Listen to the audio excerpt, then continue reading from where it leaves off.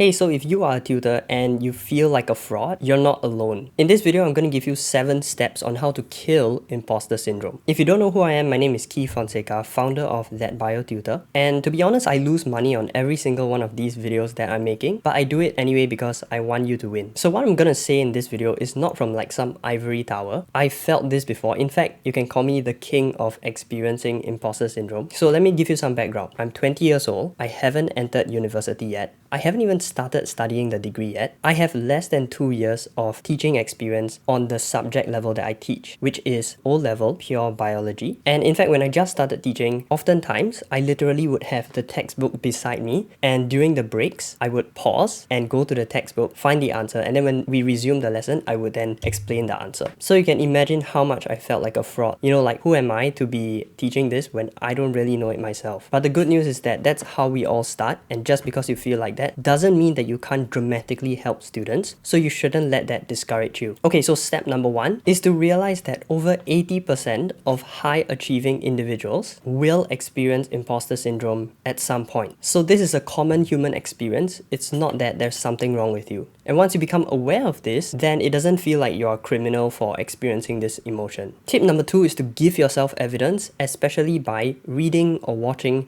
your own students' testimonials. The thing is that high achieving individuals like you tend to often focus on what's imperfect, on what they're not doing good at, and what needs to be improved, that we forget our past wins and the positive impact we've had on students in the past. And so whenever I am feeling low confidence, like before I'm teaching a lesson and that anxiety starts taking on, I would actually watch through my past batch of testimonial videos. Another time this is particularly useful is before I'm going to talk to a student, to interview them, to get them to join our class. So there'll be these negative thoughts like, who are you, to teach this student and earn money from him or her when you yourself are not really that great at this subject. But rewatching these testimonials really gives me that confidence again that yes, I am making a positive impact and I am probably the best choice for that student. Since they need tuition, this place is going to give them a really good experience and I have evidence to back that up. So it helps me to get over that irrational part of my mind that constantly just berates you and says, hey, you are a fraud. Now, tip number 3 is to give yourself even more evidence by reading recent messages of students who are thanking you for your help when you replied to their questions. So if you give your students your number, which I highly recommend doing, and they're asking you questions throughout the week, whenever you reply them, they probably will say something like thank you or like, oh, I get it now. And just scrolling through your phone and looking at those messages of what you've been doing in the past week really helps to remind you that, hey, you are making a positive impact, you are really being helpful, and students appreciate your service that you are rendering. So if you genuinely have your students' best interest at heart and you are helping them in whatever way that you can when they need your help, then this is always an evidence that's readily available for you. Just take your phone, see your past couple of messages that you've been chatting with students, and it will give you more confidence in yourself. Tip number 4 is to realize that you don't have to be perfectly knowledgeable at the subject to help students. So for example, you are level 40 in your subject and you wish you were level 100. So 100 is like PhD level, you're truly an expert in that field. But the thing is that students are at level 10 and you can still bring them up all the way to level 30 because you are at 40. And here's the thing, if you bring them up to level 30, it may be more than enough already to score an A for their exam that they're taking. So realize that you really don't need to be the best at that field to be able to bring students up to an A and help them achieve their academic goals. Now, tip number 5 is to create a culture where your students help you improve as a tutor. Part of the reason why you're feeling like a fraud is because you know you have room for improvement, and that's good. And the fastest way to improve is if your students point out your mistakes. So just tell your students that, hey, I'm always improving and I actually don't mind if you guys point out anything I said wrong that was different from the school syllabus or anything in my notes and materials that are wrong. Please point it out, and I actually appreciate when you guys point out my mistakes. And when they do point it out, thank them and genuinely be appreciative because they helped you to spot a mistake and make the quality of this tuition experience better for everyone, which you otherwise may not have spotted. So put your pride aside, you should be very thankful when they do this. And in fact, if they bring complaints to you, that shows that they have hope that you will improve. If they didn't have hope, they wouldn't even be bringing this to you and they'd probably be quitting very soon. Now, tip number 6 is to keep improving your knowledge at the subject you're teaching. So go read and watch videos of your subject. For example, I am trying to learn something new about bio every single day to truly become an expert in this field, and gradually I know that this is going to kill that imposter syndrome. You can talk to other tutors about your doubts, especially if they are in a similar industry as you. They can help you improve on your knowledge. Even better is if you can talk to school teachers at the level that you are teaching, because they help you keep abreast with the most current syllabus. So for example, I was teaching about the human eye, and there was this section on visual purple, which I was teaching, and I thought that was going to be tested in the syllabus. But after talking with the school teacher, he told me that, oh, that's actually like old syllabus thing. And so because of that, I took it out and I updated my students that, hey, this is not necessary to memorize as it's no longer in syllabus. So keep improving your knowledge and you will satisfy that logical side of the imposter syndrome. And tip number 7 is to repeat this mantra to yourself. Now, this is something that I say to myself, and I don't mind if you steal it completely. So the mantra is, I am not perfect, but I'm one of the best. And I'm constantly getting better. It's so simple. I'm not perfect, but I'm one of the best, and I'm constantly getting better.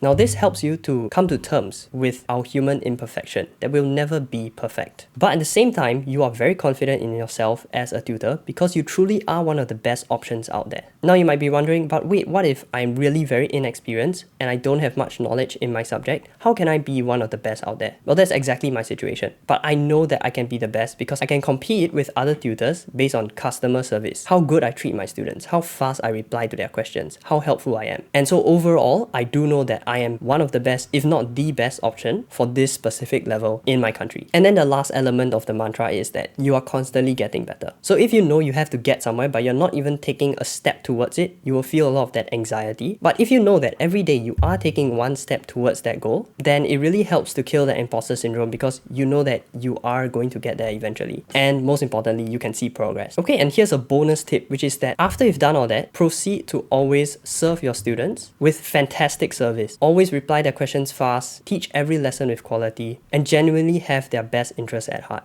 Now, if you do that consistently every day, you will build a reputation with yourself that, yeah, although I'm not perfect, I'm not the best expert in this field, but I can be confident that my students are really well taken care of, and that's because of who I am as a person. So I'm sure you've experienced imposter syndrome. Do you have any other advice for other tutors listening to this on how we can combat this? Please tell us below. If you are a solo tutor or a small tuition business, subscribe to this channel because it's gonna make you more money. I mentioned about replying students fast in this video. So if you want to see more tips on that and how you can use that to destroy large tuition centers, then watch this video here.